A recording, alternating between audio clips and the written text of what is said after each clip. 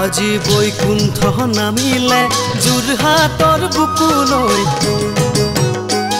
ভুলৰি আহিলে ভকতৰ মাজলৈ কাকডোঙাৰ পাৰতে উজালে ভকতিৰ পাণ